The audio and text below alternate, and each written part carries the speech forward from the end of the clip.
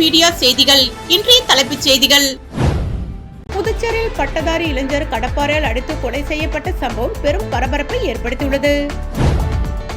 புதுச்சேரியில் ஜூன் 1ஆம் தேதி முதல் 30ஆம் தேதி வரை மக்கள் தொகை கணக்கெடுப்பு பணி மேற்கொள்ளப்பட உள்ளதாக மாவட்ட நிர்வாகம் அறிவித்துள்ளது.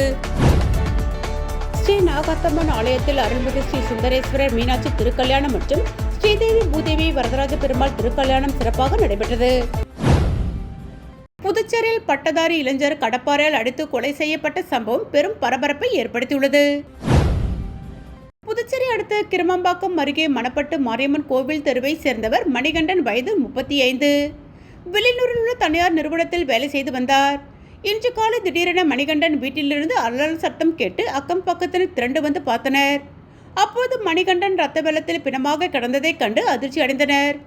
அருகில் ரத்தம் தோய்ந்த கடப்பாறை கிடந்தது. இது குறித்து தகவல் அறிந்த மணிகண்டனின் அம்மா சாந்தி வீட்டிற்கு விரைந்து வந்தார். அங்கு மகன் பிணமாக கிடப்பதை பார்த்து அலறி துடித்தார். பின்னர் அவர் அளித்த புகாரின் பேரில் கிருமம்பாக்கம் போலீசார் சம்பவ இடத்திற்கு விரைந்து வந்து உடலை கைப்பற்றி பிரேத பரிசோதனைக்காக கதிர்காமம் அரசு மருத்துவமனைக்கு அனுப்பி வைத்தனர். இது தொடர்பாக போலீசார் வழக்கு பதிவு செய்து விசாரணை நடத்தியதில் கொலை செய்யப்பட்ட இன்ஜினியர் மணிகண்டன் அதே பகுதியில் உள்ள பெண் ஒருவருடன் பேசி வந்ததாக கூறப்படுகிறது. இதனால் மணிகண்டனுக்கும் அந்த பெண்ணின் கணவருக்கும் அடிக்கடி தகராறு இருந்து வந்துள்ளது. இந்த நிலையில் மணிகண்டன் தாயார் விவசாய வேலைக்கு செல்வதை நோட்டமிட்டு அவர் வீட்டில் யாரும் இல்லாததால் வாய்ப்பை பயன்படுத்தி தூங்கிக் கொண்டிருந்த மணிகண்டனை கடப்பாறையில் அடித்து கொலை செய்து தெரியவந்தது. இது தொடர்பாக போலீசார் விசாரணை நடத்தி வருகிறார்கள். புதுச்சேரியில் ஜூன் 1ஆம் தேதி முதல் 30ஆம் தேதி வரை மக்கள் தொகை கணக்கெடுப்பு பணி மேற்கொள்ளப்பட உள்ளதாக மாவட்ட நிர்வாகம் அறிவித்துள்ளது. இது தொடர்பாக மாவட்ட ஆட்சியர் குலோத்துங்கன் வெளியிட்டுள்ள செய்திக்குறிப்பில் கூறியிருப்பதாவது: புதுச்சேரியில் கணக்கெடுப்பு அலுவலர்கள் வீடுதோறும் சென்று தகவல்களை சேகரிக்கும் பணி ஜூன் 1ஆம் தேதி முதல் 30ஆம் தேதி வரை மேற்கொள்ளப்படும். இந்த கணக்கெடுப்பின் பொழுது வீட்டு அமைப்பு, குடிநீர் வசதி, கழிப்பறை, சமையல் எரிபொருள், மின்சாரம் மற்றும் இணைய வசதி உள்ளிட்ட மொத்தம் 33 விவரங்கள் சேகரிக்கப்படும். கணக்கெடுப்பு அலுவலர்கள் கேட்கும் கேள்விகளுக்கு உண்மையான மற்றும் துல்லியமான பதில்களை வழங்குவது கட்டாயமாகும். வீடுகளில் கணக்கெடுப்பு அலுவலர்கள் பணிகளை மேற்கொள்ள அனுமதி வழங்க வேண்டும். தேவையான பொழுது கணக்கெடுப்பு படிவங்கள் சரியாக நிரப்பி ஒப்படைக்க வேண்டும். கணக்கெடுப்பில் சேகரிக்கப்படும் அனைத்து தகவல்களும் முழுமையான ரகசியத்துடன் பாதுகாக்கப்படும். வழக்குகளிலும் இந்த தகவல்கள் சான்றாக பயன்படுத்தப்பட மாட்டாது என்பதும் உறுதியாக அறிவிக்கப்படுகிறது. கணக்கெடுப்பு பணிகளில் ஒத்துழைக்காமல் இருப்பது, தவறான தகவல் வழங்குவது அல்லது அலுவலர்களுக்கு அனுமதி மறுப்பது போன்ற செயல்கள் சட்டப்படி குற்றமாகும். இத்தகைய விதி மீறல்களுக்கு ரூபாய் 1000 வரை அபராதம் விதிக்கப்படும். எனவே அனைத்து பொதுமக்களும் இந்த தேசிய முக்கியத்துவம் வாய்ந்த பணியில் ஆர்வத்துடன் பங்கேற்று துல்லியமான தகவல்களை பணிகள் வெற்றிகரமாக ஒத்துழைக்க வேண்டும் என குறிப்பிடப்பட்டுள்ளது. கோடைக்காலம் மற்றும் வெளிமாநிலங்களில் இருந்து வரத்து குறைந்ததால் புதுச்சேரியில் எலுமிச்சை பழத்தின் விலை கடுமையாக உயர்ந்துள்ளது. புதுச்சேரியில் கோடை வெயில் கடுமையாக சுட்டெரித்து வருகிறது. உடல் வெப்பத்தை குறைக்க தர்பூசணி, இளநீர் போன்றவற்றுடன் எலுமிச்சை ஜூஸ் மக்கள் அதிக அளவில் அருந்தி வருகின்றனர். இதனால் சந்தையில் எலுமிச்சைக்கான டிமாண்ட் எதிர்பாராத வகையில் இந்த வருடம் அதிகமாக உயர்ந்துள்ளது. புதுச்சேரியில் தற்போது பெரிய எலுமிச்சை ஒன்று ரூபாய் 15, அதற்கு அடுத்த நிலையில் உள்ள பழம் ரூபாய் 10க்கும் விற்பனையாகிறது. உள்ளூர் சிறிய எலுமிச்சை பழங்கள் கிலோ ரூபாய் 200க்கு மேல் விற்பனையாகிறது. வெளி மாநிலங்களில் இருந்து எலுமிச்சை வரத்து அதிகமாக இருந்தது. அதனால் விலை குறைவாகவே இருந்தது. தற்போது வெளியூர் வரத்து முற்றிலும் நின்றுவிட்டது. அத்துடன் உள்ளூர் பழங்களும் பொடியாக உள்ளன. அத்துடன் கோடை தொடக்கத்தில் எலுமிச்சை பழத்தை அதிகம் வாங்க தொடங்கியுள்ளனர். அதனால் போதிய தட்டுப்பாடு ஏற்பட்டுள்ளது. அதனால் விலை உயர்வு அதிகமாக உள்ளதாக வியாபாரிகள் தெரிவித்துள்ளனர். போக்குவரத்து விதிமுறைகளை மீறியதற்காக கடந்த ஒரு வாரத்தில் 2651 வழக்குகள் பதிவு செய்யப்பட்டு 26,51,000 ரூபாய் அபராதம் விதிக்கப்பட்டுள்ளது. இதுகுறித்து போக்குவரத்து சீனியர் எஸ்பி திவ்யா வெளியிட்டுள்ள செய்திக்குறிப்பில் கூறியிருப்பதாவது: சாலை பயணிகளின் பாதுகாப்பை கருத்தில் கொண்டு புதுச்சேரி முழுவதும் முக்கிய சந்திப்புகள் மற்றும் விபத்து அபாயமுள்ள பகுதிகளில் போக்குவரத்து காவல்துறை தீவிர கண்காணிப்பில் ஈடுபட்டது. கடந்த ஒரு வாரத்தில் மட்டும் போக்குவரத்து விதிகளை மீறியதற்காக மொத்தம் 2651 வழக்குகள் பதிவு செய்யப்பட்டு 26,51,000 ரூபாய் அபராதம் விதிக்கப்பட்டுள்ளது.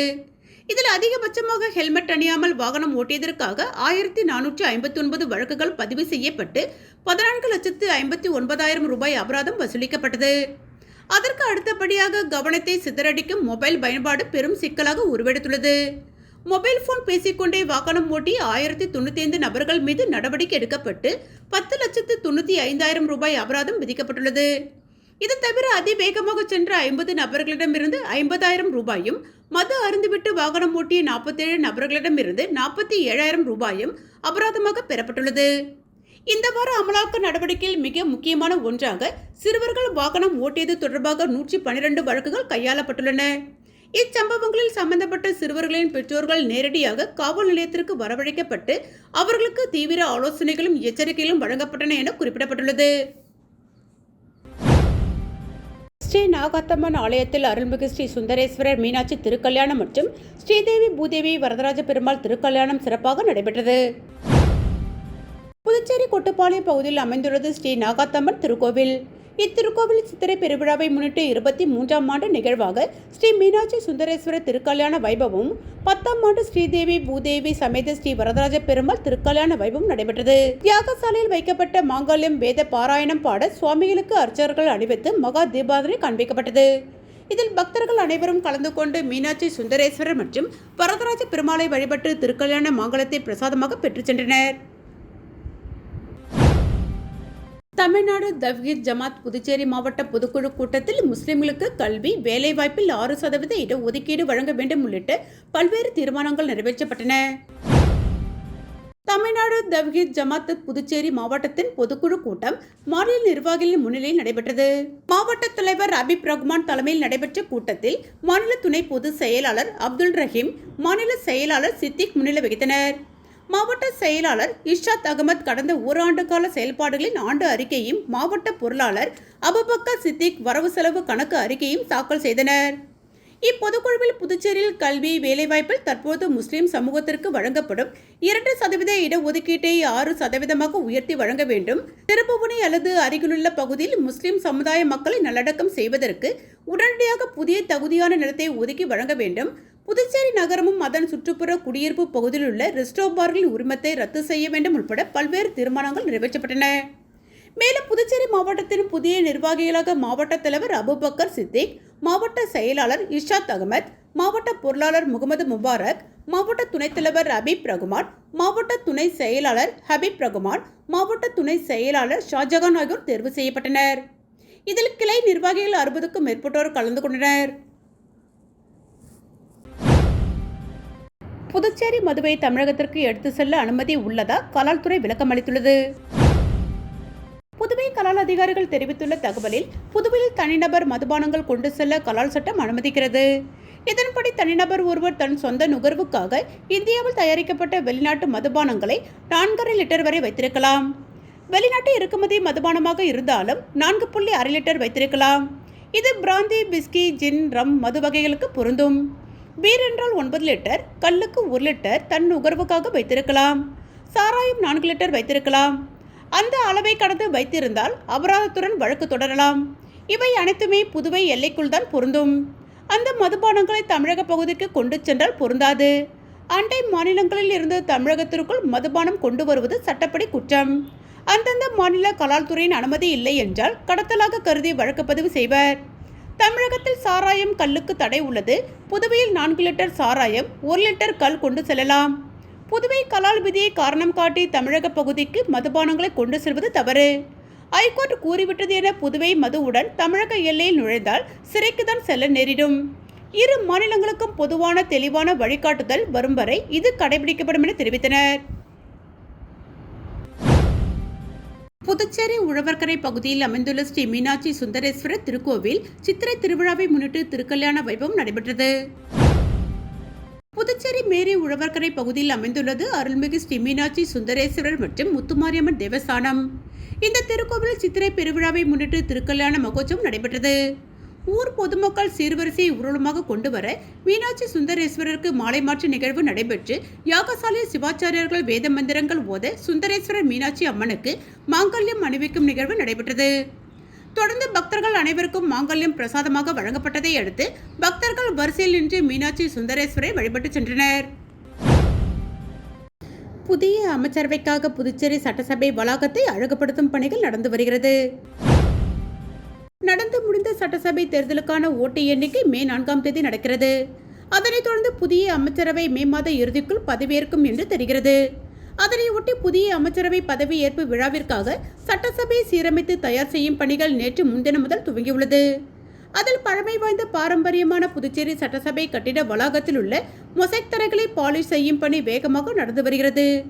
மேலும் அமைச்சர் தேனி ஜெயக்குமார் அலுவலகமும் நேற்று காலி செய்யப்பட்டது. பெட்ரோல் டீசல் வாங்க ஏனாமிற்கு படையெடுக்கும் ஆந்திர பண்ணை விவசாயிகள் கேன் மற்றும் பேரல்களுடன் பல மணி நேரம் காத்திருந்து வாங்குவதால் உள்ளூர் மக்கள் பாதிக்கப்பட்டுள்ளனர்.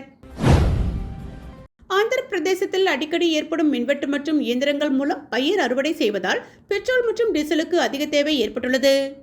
பெட்ரோல் டீசல் விநியோகத்திலும் அங்கு கட்டுப்பாடு ஏற்பட்டுள்ளது. கடல் மற்றும் ஆற்றுப் பகுதியில் இறால் மற்றும் மீன் குட்டைகளில் அதிக ஜெனரேட்டர்களை பயன்படுத்தி வருகின்றனர். இந்த சூழ்நிலை காரணமாக ஆந்திராவை ஒட்டியுள்ள புதுச்சேரி பிராந்தியமான ஏனாமில் பெட்ரோல் மற்றும் டீசல் வாங்க வருவதால் உள்ளூர் மக்களுக்கு தட்டுப்பாடு ஏற்பட்டுள்ளது. பெட்ரோல் நிலையங்களில் கூட்டம் அலைமோதுகிறது. கேன்களை வரிசையில் வைத்து நுகர்வோர் காத்திருக்கின்றனர். பெட்ரோல் நிலையங்களில் காவல்துறை முன்னிலையில் எரிபொருள் விநியோகம் நடத்த ஏனாம் நிர்வாகம் தற்போது நடவடிக்கை எடுத்துள்ளது. ஏனாம் காவல் கண்காணிப்பாளர் வரதராஜன் மேற்பார்வையில் மக்களுக்கு தடையின்றி எரிபொருள் கிடைக்க ஏற்பாடு செய்யப்பட்டது. எண்ணெய் நிறுவனங்களிடம் இருந்து வரும் விநியோகத்தில் ஏற்பட்ட சிக்கல்கள் காரணமாக கடந்த சில நாட்களாக எரிபொருள் தட்டுப்பாடு நிலவி வருகிறது. இதனால் இன்று முதல் ஏனாம் உள்ளூர் மக்களுக்கு பெட்ரோல் மற்றும் டீசல் ஆகியவை உள்ளூர் பெட்ரோல் நிலையங்களில் காலை 5 மணி முதல் காலை 8 மணி வரை மட்டுமே விற்பனை செய்யப்படும் என அறிவிக்கப்பட்டுள்ளது. அண்டை மாநிலமான ஆந்திர பிரதேசத்தை விட ஏனாமில் எரிபொருள் விலை ரூபாய் 12 முதல் 14 வரை குறைவாக உள்ளது. எனவே ஆந்திர பிரதேசத்தை சேர்ந்த ஆயிரக்கணக்கான மக்கள், குறிப்பாக விவசாயிகள், பிளாஸ்டிக் கேன் மற்றும் பேரல்களுடன் எரிபொருள் வாங்க ஏனாமிற்கு திரண்டு வருகின்றனர். பல்வேறு சங்கங்கள் இப்பிரச்சனையை எழுப்பியதை தொடர்ந்து பிராந்திய நிர்வாக அதிகாரி சிவராஜ் மீனா பெட்ரோல் நிலைய உரிமையாளர்களுடன் ஆலோசனை நடத்தி காலை 5 மணி முதல் 8 மணி வரையிலான இந்த நேரத்தை ஏனாம் மக்களுக்கு பிரத்யேகமாக ஒதுக்கீடு செய்து உத்தரவிட்டார். ஆந்திர பிரதேசத்தில் இருந்து வாங்குபவர்கள் வருவதற்கு முன்பாகவே உள்ளூர் மக்கள் எரிபொருளை பெற்றுக்கொள்ளும் வகையில் ஏனாம் நிர்வாகம் அதிகாலை நேரங்களை அவர்களுக்காக இன்று முதல் ஒதுக்கியுள்ளது. மீண்டும் இன்றைய தலைப்புச் செய்திகள். புதுச்சேரியில் பட்டதாரி இளைஞர் கடப்பாறையால் அடித்து கொலை செய்யப்பட்ட சம்பவம் பெரும் பரபரப்பை ஏற்படுத்தியுள்ளது. புதுச்சேரியில் ஜூன் 1ஆம் தேதி முதல் 30ஆம் தேதி வரை மக்கள் தொகை கணக்கெடுப்பு பணி மேற்கொள்ளப்பட உள்ளதாக மாவட்ட நிர்வாகம் அறிவித்துள்ளது. ஸ்ரீ நாகாத்தம்மன் ஆலயத்தில் அருள்மிகு ஸ்ரீ சுந்தரேஸ்வரர் மீனாட்சி திருக்கல்யாணம் மற்றும் ஸ்ரீதேவி பூதேவி வரதராஜ பெருமாள் திருக்கல்யாணம் சிறப்பாக நடைபெற்றது. இத்துடன் A1 மீடியா செய்திகள் நிறைவு பெற்றன. நன்றி.